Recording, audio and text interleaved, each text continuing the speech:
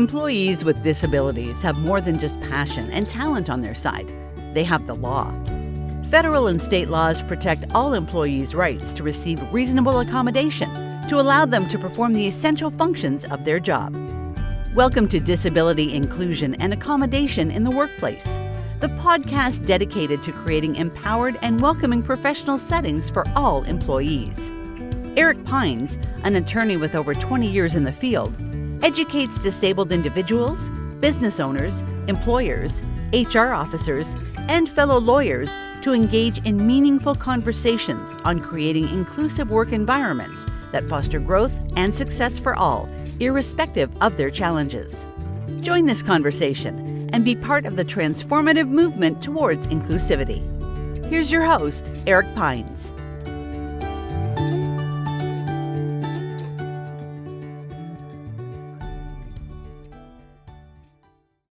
Hello, Kit Huffman. How are you? I'm doing well today, Eric. Thanks for having me on. It's my pleasure. It is a pleasure to have you here on the Disability Inclusion and Accommodation podcast.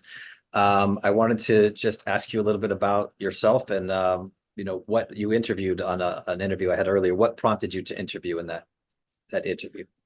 Yeah, I was excited to share my perspective because I think I come from a unique perspective. I'm somebody that benefited from ADA. I am a survivor of thyroid cancer. So I had to advocate for some accommodations from my employer. And then also as a business owner myself, I have team members on my team that do have disabilities that we make reasonable accommodations for them to be included part of our agency here. Okay, so let's drill that down a little bit deeper. Yeah. Where did you work at the time when you requested accommodation? Yes, I was working at a small resort in northern Michigan. They maybe had about 200 or 300 employees. So they were covered by the ADA? Yes. And did you request reasonable accommodation? Yeah, I mean, it never really got to that point where it was so out of the way. I really worked closely with my manager, explaining my situation, what that kind of meant for me, going to the hospital, these kinds of treatments. This is the schedule. I can do this kind of work. I'll have to be remote. And we just kind of agreed, okay, I can do this work.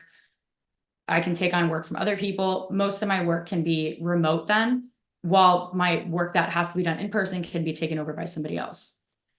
So you were able to do the essential functions of your job from home, basically? Yes. Yeah. Okay, awesome. So now tell me how you came to start your own business. I almost just happened on accident. I just got into the world of freelance social media content creation and just kind of went down the rabbit hole, exploring kind of all the ins and outs, different services you can offer, until I found my niche here in LinkedIn content post creation and articles for C-level executives and senior leaders.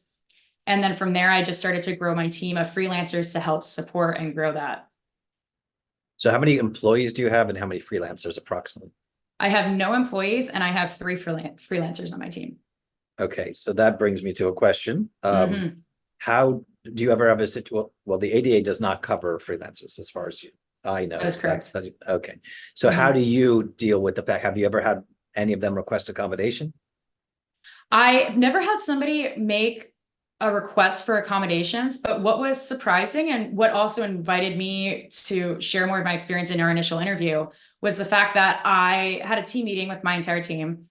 And in the end of the team meeting, one of my team members said, I just love working for this company because you're so inclusive. You really help me out with like my disability. I feel so included here. And I was like, what do you mean? Like, this is just, again, mind you, there's 4 of us here. I wasn't really going out of my way to make this a very maybe mission driven, we're going to be the most inclusive workplace ever. Like it's 3 of us here. We're just trying to get stuff done. And she really opened up and she said, I actually have autism. That was one of maybe, to me, it was an invisible disability that I didn't see in this person. And she said, I just really appreciate all the check-ins that we do, that I do with my team members one-on-one. It makes me feel really comfortable that if there was anything that came up, I can be really open and let you know ahead of time. Plus, I also, before all of our team meetings, would send out agendas. That was more, again, just for me to organize my thoughts and ideas.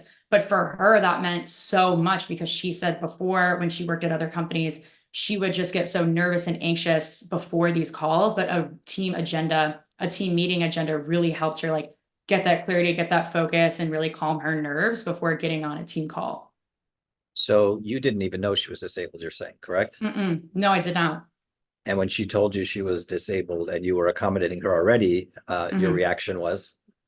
I just was, I mean, a little bit surprised, but I think that again opened up the conversation for, okay, now I know this, I'm thankful that I was able to kind of have that open communication with this woman that we can like talk about, okay, so these accommodations work for you. Is there anything else in my business that can make your job easier? Because I don't want to be causing somebody stress. That's the last thing I want to do. Having been a freelancer myself, I don't want to cause stress on my own freelancers here. Also, as someone who suffers from a disability needed accommodation, how did that play into things?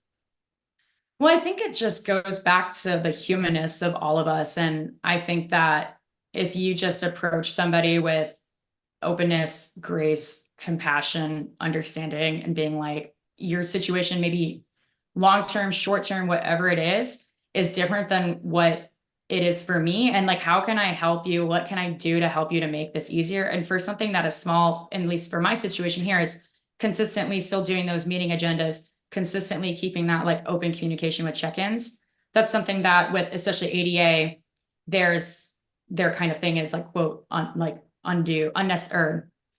So I'm going to pause here. Undue hardship. That's not undue hardship for me. But as someone that just has freelancers on my team, I don't have to comply with ADA, but that's where that humanist comes back in. I want to make sure that this is a very open, safe workspace that we can just do stuff. Because at the end of the day, we're here just to get stuff done. And I want to make that as easy as possible for my team members. So let's just reflect that back. My understanding, and I think yours as well, is the ADA covers if 50 up to 15 employees, correct? Before it covers you. So it does not cover your situation. First of all, you don't have 15 employees. And second of all, they're not even employees. Exactly. 1099, correct? They're contracting. Okay. But what's very fascinating here is, and I think where you could give some advice, you're not obligated to do any of these things, but it sounds like, and you've used the term compassion. I read that in your article a number of times. Maybe another term for that would be empathy. But it seems like organically you are able to reach out and try to empathize and put yourself in that person's shoes and figure out what a person who is neurodivergent needs. And so I'm just curious, what does the typical neurodivergent person generally need, or what have they requested in the past that you could teach our audience about?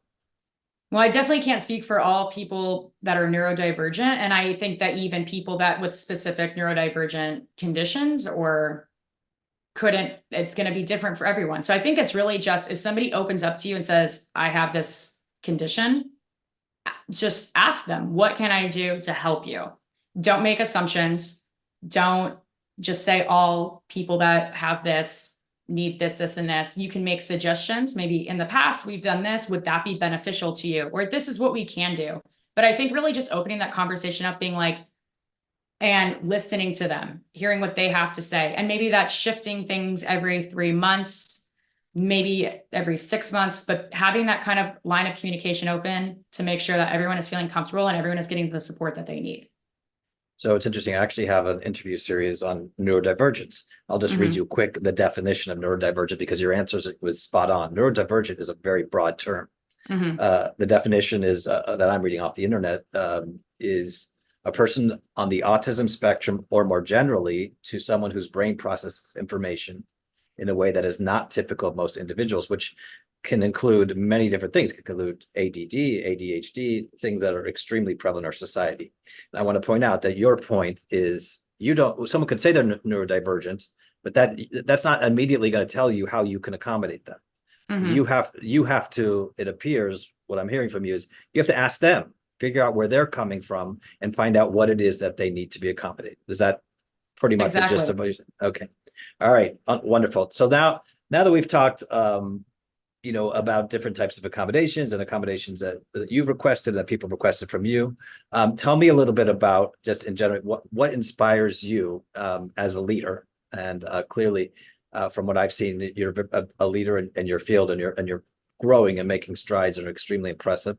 But is there something that, first of all, that inspired you to start your own business and inspires you to keep going? A book, or someone who you look up to, or a mentor, something like that? I guess so. The specific work that I do is called executive ghostwriting. And I just am so passionate about that work because I get to build these really special relationships with my clients. We get to explore ideas together, and we get to share our work with the world together. And what excites me even beyond that is the fact that our work can help shape and shift cultural conversations. Because when the right message comes from the right person, it's just heard in just such an impactful way. So for example, pro skier Olympian Eileen Gu can stand on a stage and talk about her overcoming hardships, difficulties, tenacity, what it took to become an Olympian. And we will listen to that and we'll resonate so deeply with that message versus someone that maybe quit varsity football their sophomore year, talking about how hard work is. Everyone has to work hard. Everyone has to, push through the pain.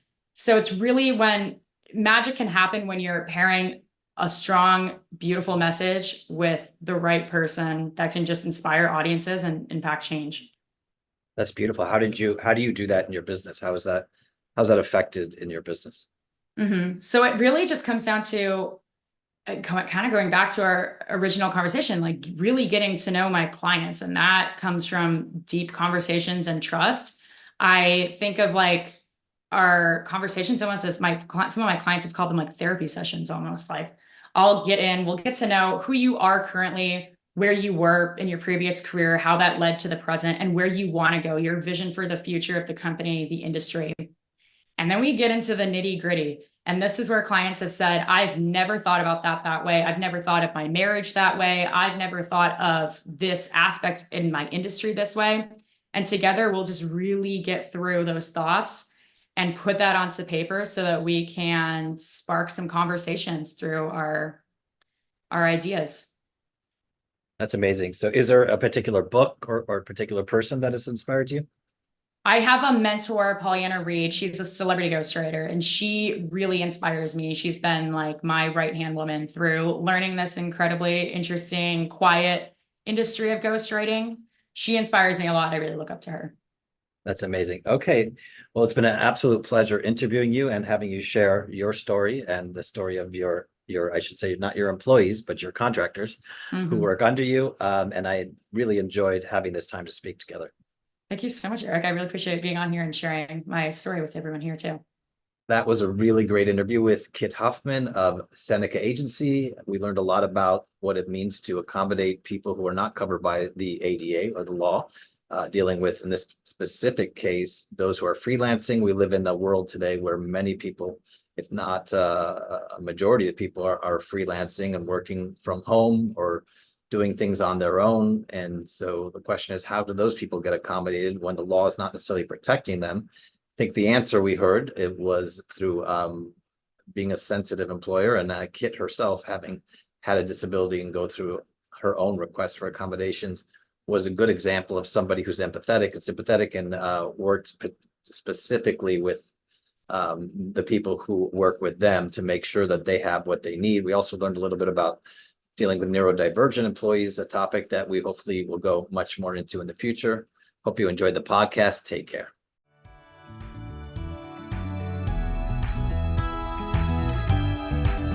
Thank you for tuning in to this episode. Let these eye-opening discussions inspire a profound transformation in your workplace, making it more inclusive for individuals and employers working with disabilities.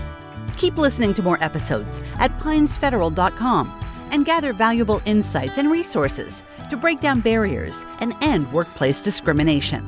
Let's create a workforce where equal opportunities are accessible to all. That's all for now. See you next time.